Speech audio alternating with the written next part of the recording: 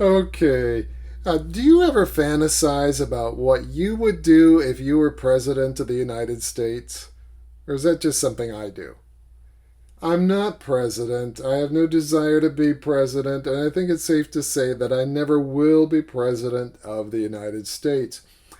But if I were, here's one thing I would do differently. I would host a monthly presidential roundtable. So let me explain what I mean, why I would do it, and what I think the takeaway is for you and for me. When I say a roundtable, here's what I mean. Each month we would pick a topic: climate change, gun control, education, poverty, whatever. And I would invite 8, 10, 12 people representing a wide range of opinions to the roundtable. And this is important. It would not be 9 people who are parroting what I'm already saying and one person who sounds like an idiot chosen to represent the opposition.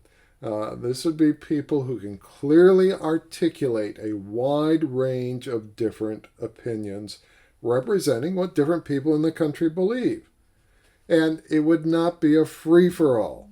It would not be one of these deals where everybody's yelling and screaming and trying to talk over each other. Instead, it would be highly structured. It would be divided into 3 parts. Part 1, each person gets 5 minutes to present their point of view. They don't get interrupted, and after 5 minutes, the mic turns off, and it's the next person's turn. That way, everyone gets heard. Part 2, each person gets 3 minutes to explain why and how they came to a different point of view than the others on the panel.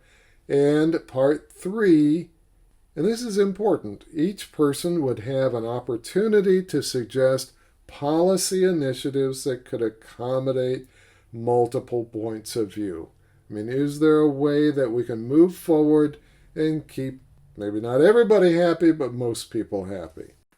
So let me explain why I think this is important.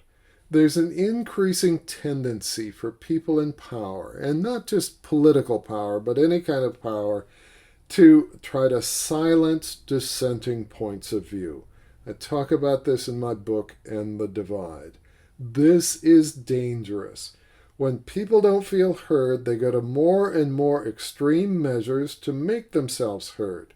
It escalates to yelling and screaming, and when that doesn't work, it escalates to violence. Pretty soon you have civil war. And I know you might be thinking that couldn't happen here. Well, believe me, it happens all over the world, and it can happen here. So people need to be heard. And you might say, but Dwight, I'm right, the other people are wrong. Why should we give someone who's wrong a platform? And here's why. I would give them a platform because people need to be heard.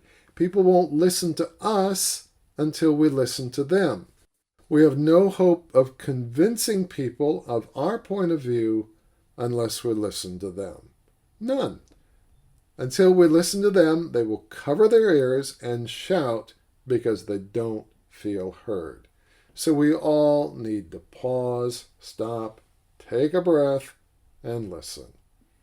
And this doesn't mean that we need to agree, but there is always the possibility that in listening we might learn something new. You never know.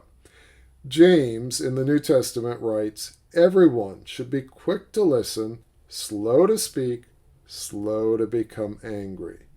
As breakthrough leaders, I believe you and I need to lead by example and do our best to listen first and talk second.